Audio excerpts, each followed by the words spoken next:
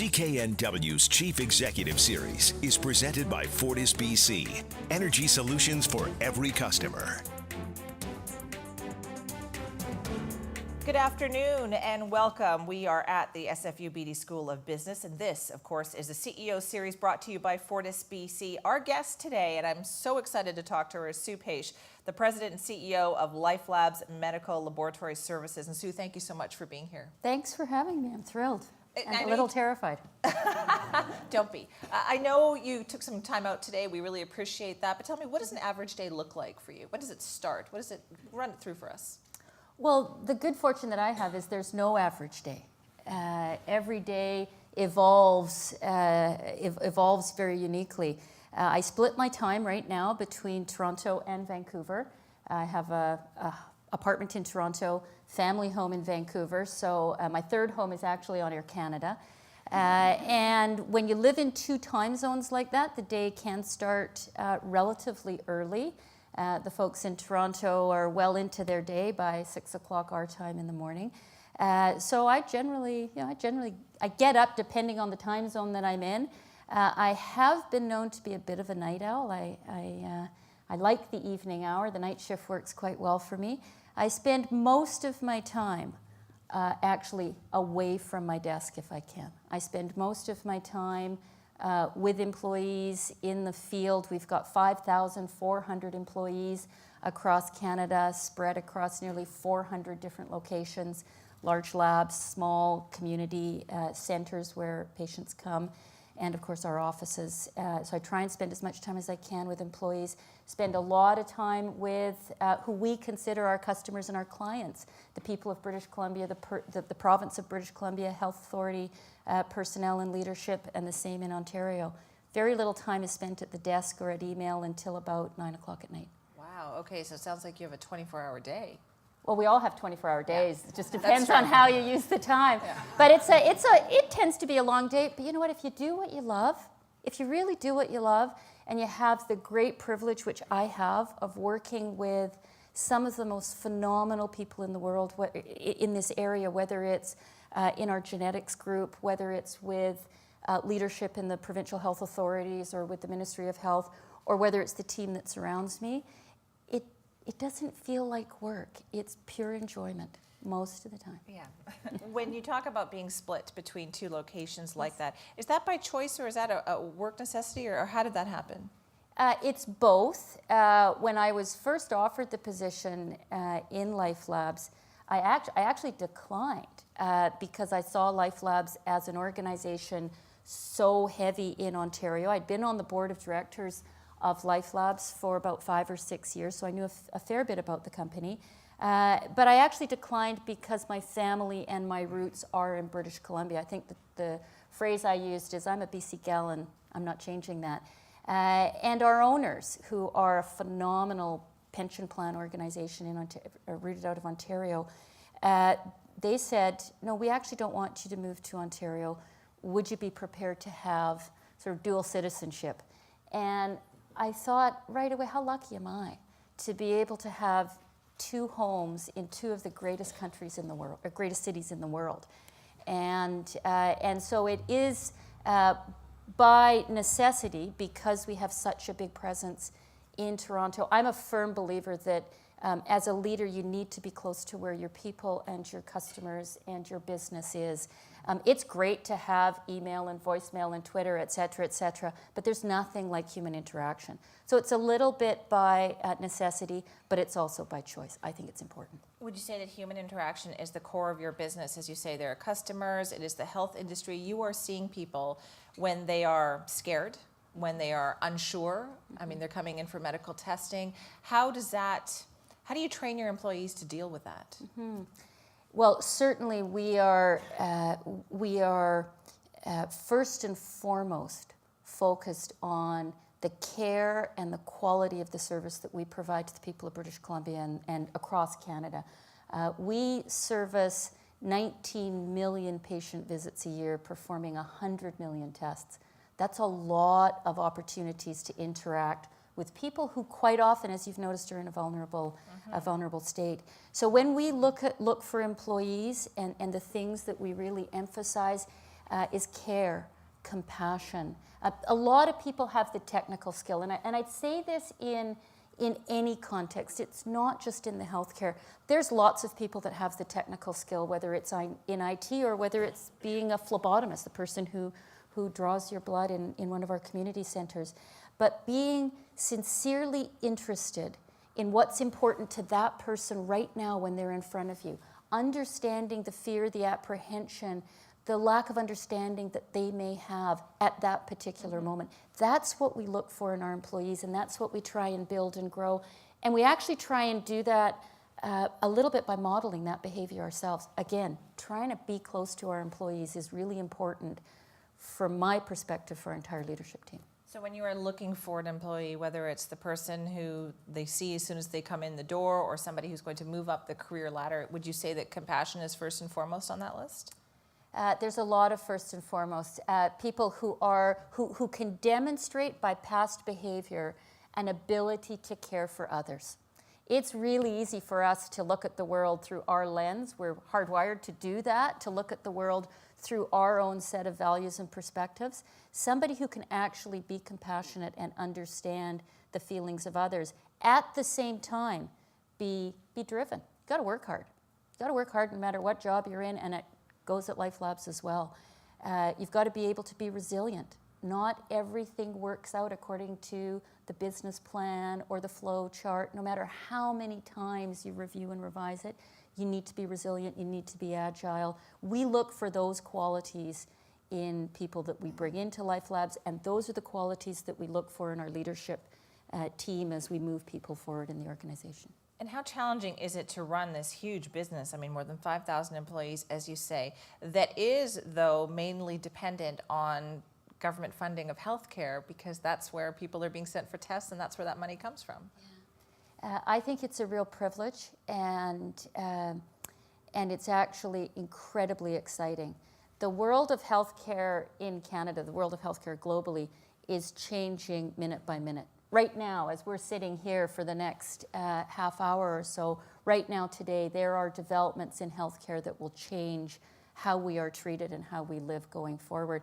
And it's phenomenally exciting. I will say in British Columbia and in Ontario as well, we have leadership through our provincial health authorities in BC and through our provincial government that are in some ways one of a kind. They are looking at ways to leverage the capacity and the knowledge and the expertise that the private sector has to help deliver a public service. So that's what we do. We deliver a public service through our network of community facilities and our 50 years. We've been in the business 50 years in BC. And so I don't find it difficult at all. I find it rewarding and exciting, and it's a real opportunity to show what a partnership between a government and a private sector can really look like. But if they feel the squeeze, as we know many governments do, don't you also feel the squeeze? Absolutely. You have to work in partnership. It's no secret that dollars for healthcare are constrained. And newsflash, they're going to be more constrained going forward into the future. Our system needs to change. We need to be more efficient. We need to be more effective. We need to be more agile. And that's what Life Labs does. One of the things that we're really proud of in Life Labs is the degree to which we've been able to innovate. We've brought the first online access to your test results in British Columbia. It's the only jurisdiction in Canada that has this. In fact, one of the few in North America where you can go to one of our facilities, have your test done. You can get your test results yourself online. And that's really remarkable because it helps you manage your healthcare better. That's the kind of thing that the private sector and an organization like ours can bring to the people of British Columbia. We're building a genetics lab in Ontario. We're looking forward to the opportunity to bring that kind of service and that kind of presence to British Columbia as well. And those are the kind of things that a company like ours can do in partnership with the public. We will have more with Sue Paish, President and CEO of Life Labs Medical Laboratory Services, when we come back. Huh? You tell me. So far, so good? Yeah, so far so good. Here we go. All right, good afternoon and welcome back. We are at the SFU Beedie School of Business. This is the CEO Leadership Series brought to you by Fortis BC. And our guest today is Sue Paish, who, well, let's see, she took some time out of her schedule. She has a business with 5,000 employees, you said, and she's the CEO of Life Labs Medical Laboratory Services. But that is not how you started out. You started out as a lawyer. Well, I actually started out way before that. I started out as a camp cook and practicing wrangler up on the Spatsizi Plateau in northern BC, about 200 miles north of Smithers. My parents owned a guiding and outfitting territory, and I cut my teeth in my first job cooking out on the range, riding pack horses, 3, 4, 5 days in a row, and then helping hunters go out and do what they do. And I remember one of my earliest memories in my first job, if you will, was tying the hindquarters of a caribou around my waist and riding about 6 hours with the hindquarters slapping against my thighs, because our policy was, my dad's policy was, all meat had to come out and had to be used. And we'd had a successful hunt that day, and the only place to put the meat was around my waist. And at 14, it kind of ruined the jeans, and wasn't that happy about that. But that's where I started. Wow, that's where I started. But would you say, obviously, every experience that you've had along the way has been valuable no matter what you're doing? There's always this talk today about how millennials are going to change jobs and change careers before they find something that, you know, they perhaps really settle down in. But it sounds like every experience is valuable. You've used them all along the way. Absolutely, and that's something that I think is so exciting about today's generation, if you will. My children are in their 20s, and I think the younger generation, the millennials, or whatever title we're tagging people with these days, have a phenomenal opportunity to bring real value to organizations and to the community at large, because you're so mobile. Because you have these perspectives and this character that says, I want to bring value, but I'm not tying myself to the goal of getting the 30-year gold watch. And I think that's a phenomenal opportunity for young people and for businesses. I love it when we have fresh, young perspectives coming into our organization that see the world differently, that come from different backgrounds, and that can look at a question and not say how, but say why. Have you ever thought of doing it differently? And that's a little bit of what I've done in my life, is when I've gone into new roles, I've looked at things and said, well, why do we do it this way? If the answer is because we've always done it that way, sometimes I don't have the best reaction to that answer, but I do think that the idea of being able to move from not just position to position, but from sector to sector, from career to career across one's lifespan, gives you an incredible opportunity to be fulfilled. Does that mean that businesses have to rethink how they view loyalty then? It used to be that you expected your employees to stay loyal, but if you're saying you admire them for looking at things differently, how do you measure that as an employer? Well, I think our role as an employer is to provide three things to an employee, and it's what I look for myself in any position that I have. I have to bring value. We need our employees every day in every way to bring value to the organization. That means they have to understand, what is our organization about? Where's it going? The word strategy gets thrown around a lot, but how can we actually help our employees understand what the strategy of the organization is, what our vision is, where we're trying to go? So that's one thing. We have an obligation to employees to give them the opportunity and to require that they deliver value to the organization. And it's reciprocal. The employees need to deliver value. Secondly, they need to feel valued. It's not fair to employees to toil away day after day, year after year in the role that they're in, or in the multiple roles that they're in, and not know that they are appreciated by their organization. So people need to bring value, they need to feel valued, and you have to have some fun. Fun is underrated. If you're not having fun, if you're not enjoying what you're doing, then why are you doing it? And not every day. I mean, we don't cut cake and sail balloons at Life Labs every single day. But you need to have fun in the work environment. So those are the three things. Overlooked sometimes, do you think, in some business cultures, and that you're forgetting that your employees are, well, they're humans too. They want to enjoy themselves. Well, I would expand it even further than that. We live in a very serious world these days. And I don't want my comments to in any way be interpreted as being flippant or not appreciating the seriousness of the global situation that we're in, not appreciating the seriousness of the economic situation that we're in this province, in this country, and globally. And that's very true. But in today's world where information and data come multiple times a second, when we put expectation on ourselves and on others for this rapid fire response, there's two things that happen, I think. One is we take ourselves too seriously, and we don't give ourselves the opportunity to really enjoy and appreciate what we are doing and who we're doing it with. And the second thing is we sometimes get mesmerized by the task list, and we focus too heavily on what we're doing and how fast we're doing it, rather than on why are we doing it? Why are we trying to be here? In Life Labs, our vision is to build a healthier Canada. That's pretty audacious. That's pretty scary to some people. As a young technologist out on Main Street, Vancouver, taking the blood of a patient, I'm building a healthier Canada? You bet you are. All right, well, it's time to get a little personal, Sue. Okay. We're going to do that when we come back.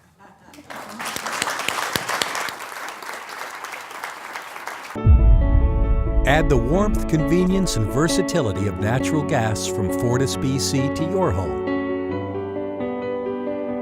Discover the benefits and cost savings at fortisbc.com or follow us on Twitter. Good afternoon. We are at the SFU Beedie School of Business. You're listening to the CEO series brought to you by Fortis BC, and our guest is Sue Paish, the President and CEO of Life Labs Medical Laboratory Services.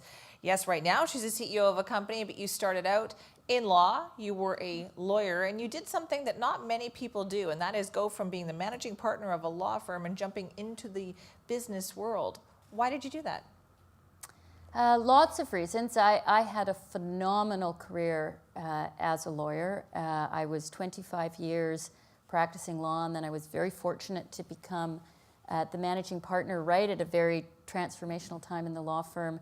I became the managing partner in 2000, early 2000, and we merged with two other law firms, one in Ontario, one in Montreal, in 2001. And so that was a fairly significant period of activity, shall we say. And I took the opportunity to really try and change the way we looked at the law firm as a business, and look at it through the eyes of the clients. The clients all expect and deserve excellent legal advice, and that's available in a lot of places through lots of law firms. What clients also need is exceptional customer service, and that's what we really tried to focus on as we brought these law firms together. And in law firms, the managing partner role is an elected position. You are voted in to be managing partner by your peers. And so in a law firm at that particular point in time, when I was it was Russell and Dumoulin at the time, there were about 75 partners. So it's as if you're the CEO with 75 shareholders who all sit outside your door and can tell you exactly what they feel about what you're doing, and they do. So it's an elected position. It's also a term-limited position. So under the partnership agreement, 2 3-year terms was the maximum role you could have in the law firm as the managing partner. And so in my 5th year, I let the board of the firm know that I was coming up to 6 years and I'd be moving on, which caused a very interesting reaction, ranging from, well, let's change the partnership agreement to maybe we can find something else for you to do. And I thought, it was a great opportunity for me to reflect on my life and to live what I said I wanted to do to myself, which is to do different things.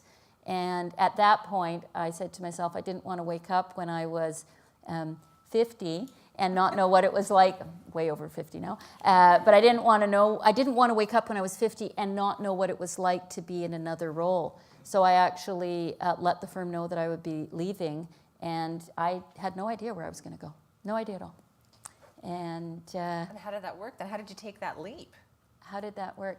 Well, I think being confident in one's ability is something that's really important. Finding that balance between being confident and not being arrogant, and it's something that I strive for.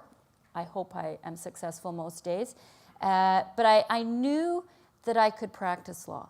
I knew that I could lead a law firm. I was very comfortable in that role. I didn't know if I could do something else. So I felt I had a safety net. If need be, I could go back and practice law. And so I thought, what better way to make the change in my life and in my career than to cut that cord? And I had a very interesting conversation with one of our daughters at the time when I told them that Mommy was going to go and find a new job, and I wasn't quite sure what it would be or what I would be doing. And she looked at me and said, Mommy, are we going to have to go on welfare? And I said, well, I hope not. I hope not. I hope I can get something.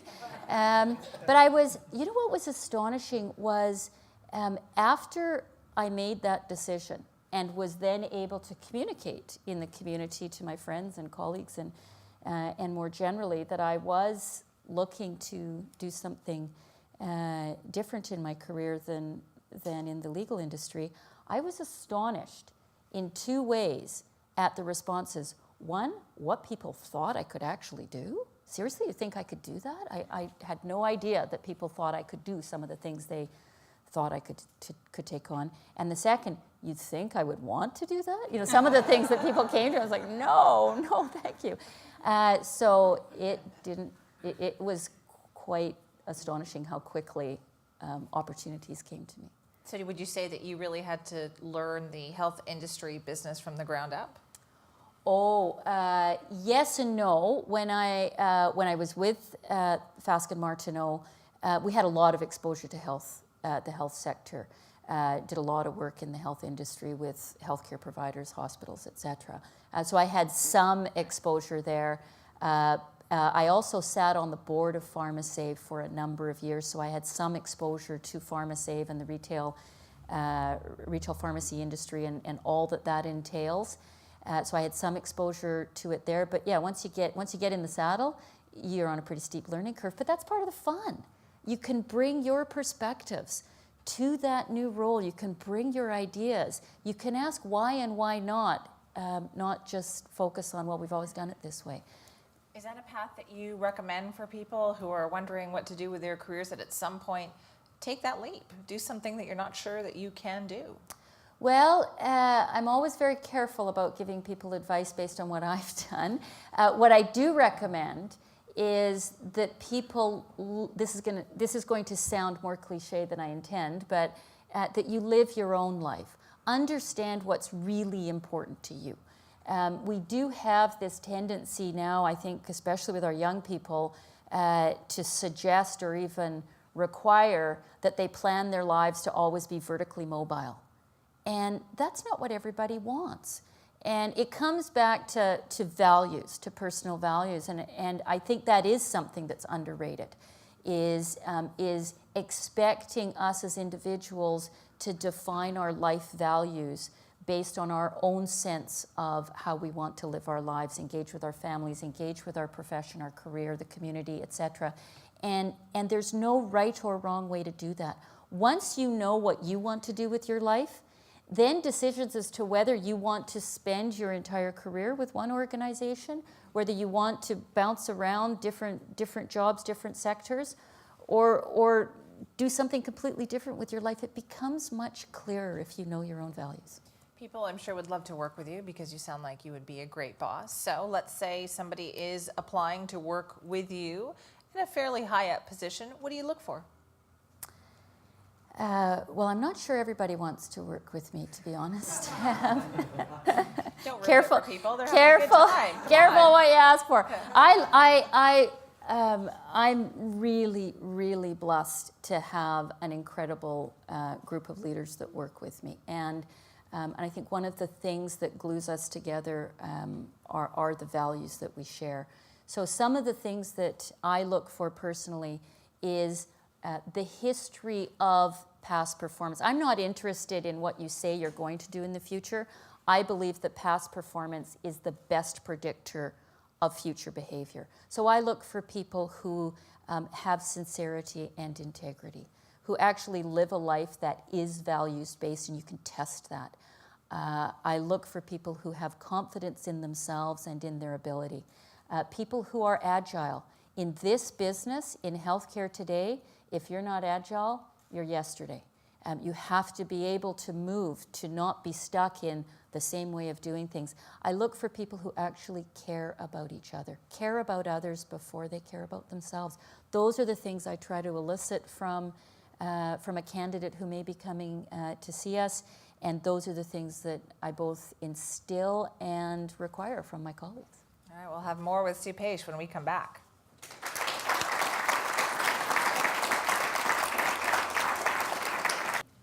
All right, good afternoon and welcome back. We are at the SFU Beedie School of Business. You're listening to the CEO Leadership Series brought to you by Fortis BC, and our guest is Sue Paish, President and CEO of Life Labs Medical Laboratory Services. Now, in reading up on you when we were getting ready to do this today, don't look scared, it's okay.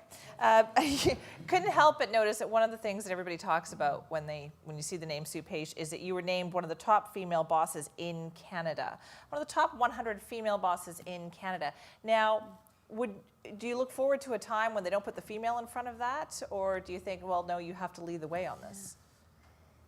Yeah, that's as the mother of 3 daughters, it's a topic that is with me daily, and I appreciate that there is a desire and a drive to erase the separation between male and female when it comes to leadership or in other parts of our identification as a business community.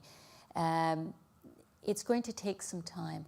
And I think that people like Nancy McKinstry, Carol Taylor, Madam Justice McLaughlin, those people who have really forged a path have made life easier for women like myself and others of my generation. And I take it as a very personal, daily, almost hourly mission to bring an appreciation that one's ability to contribute to an organization in the community is not defined by your gender or your race or your ethnicity. It's defined by your values, your determination, your integrity, and your work ethic. And I'm also, I think because I'm older now, I'm appreciative of the fact that that kind of change takes time. And so do I hope that one day soon we will not need to identify people by a demographic marker before we acknowledge their accomplishments? Absolutely. It's 500 years of evolution that we are working towards over the next couple of generations. And so my hope is that my daughter's children will not have a demographic marker in front of their achievements. You must, though, have noticed big changes in the time in your career when it comes to having women in the workforce and rising up the corporate ladder. Was that ever a challenge for you? How long you got? Yes. Yes, there's been changes, but it is going to take time. Did I ever experience those kinds of things? Oh my gosh. I remember, I'll tell a couple of stories. One time when I was managing partner, and I was the only female managing partner in Canada of a law firm over 50 lawyers.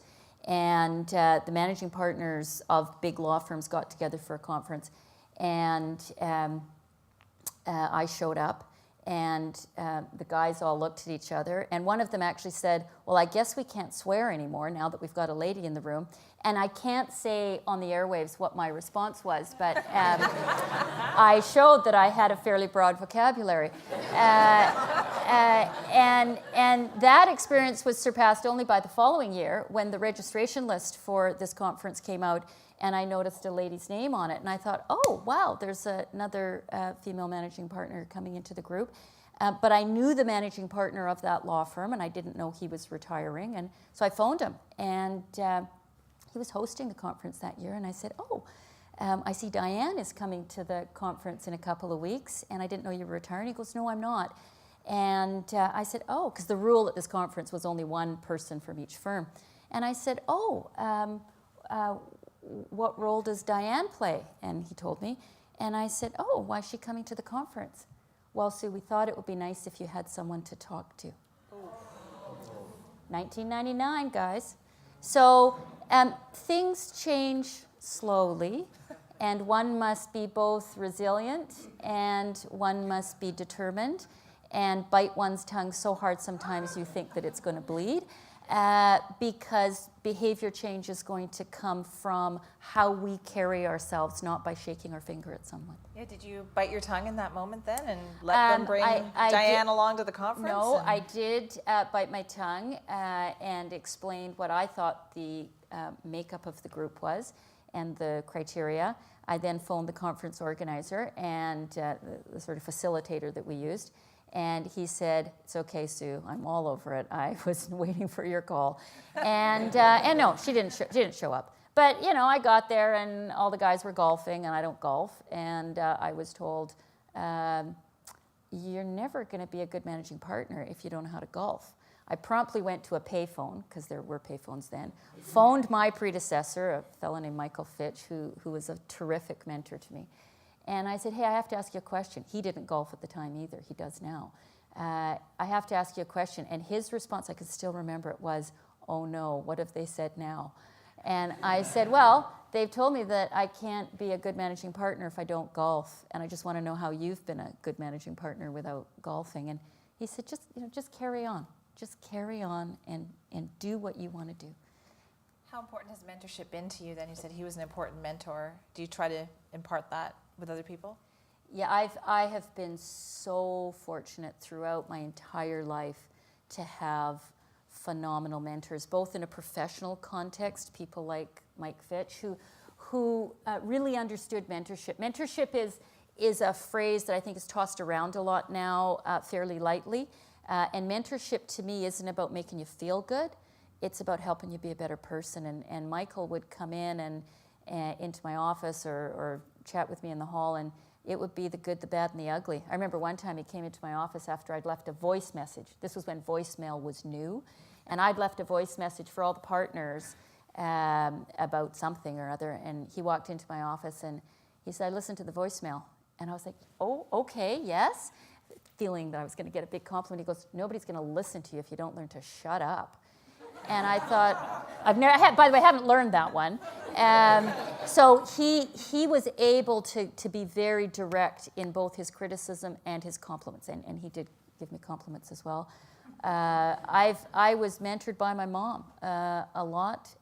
She was a driving force in my life. Taught all of us the value of hard work and determination.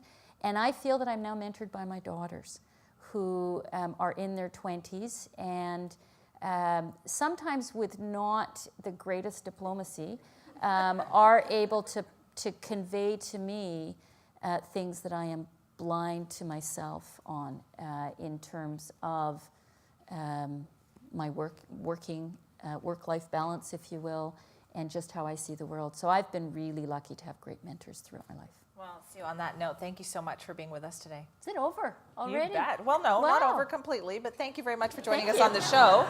Nice to Thanks have very you. much. It's been a pleasure.